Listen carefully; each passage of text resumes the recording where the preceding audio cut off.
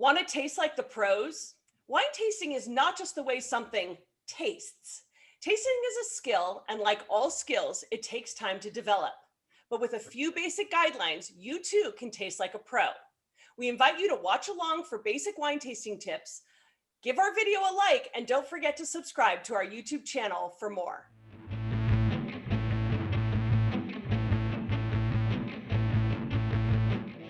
To start, make sure you're holding your wine glass properly.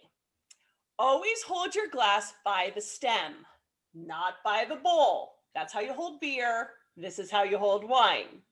You can hold by the stem, which will keep the glass from warming up and also keep our grimy fingerprints off the glass.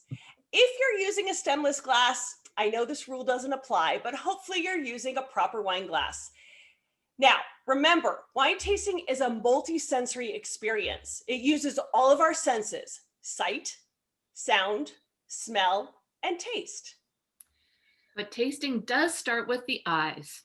With your hand around the stem of the glass, you can actually evaluate the clarity and color of your wine. As you look at your wine, note the color, the depth of color, and the viscosity. So when you're swirling, is it sticking to the sides? You're learning by looking clues about what it is you are going to drink. You'll know if it's a white wine, a sparkling wine, or a red wine. And over time, you can take an educated guess about the grape variety and the age based on the color of the intensity of the wine. Well, the majority of what we taste in wine is actually what we smell. There are 5 things we taste: sweet, salty, sour, bitter, and umami. But the human nose can smell millions of aromas. It's a muscle and it needs to be exercised. So start smelling that wine right here. But before you smell, we want to swirl. So for basic, put it on a surface and swirl clockwise.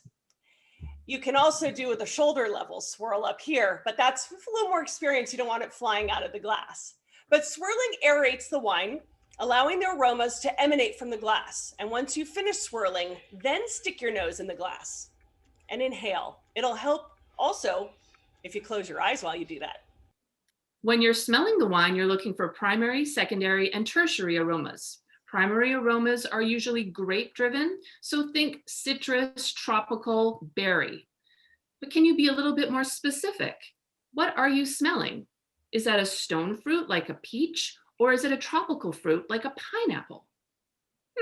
Secondary and tertiary aromas come from the winemaking practices, as well as the age of the wine.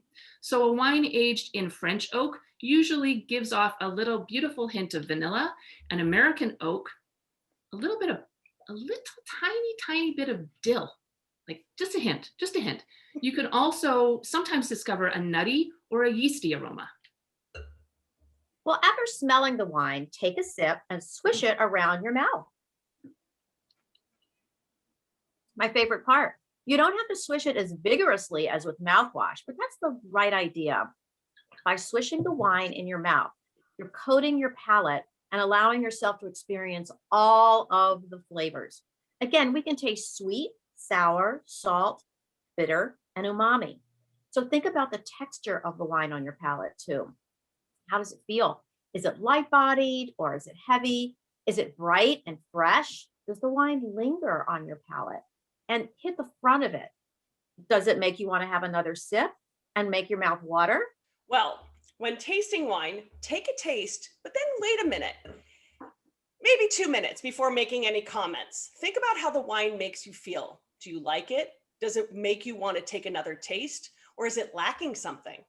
Utilize all of your senses when tasting, and you will soon be tasting like the pros. We invite you to subscribe to our channel for more wine tasting tips.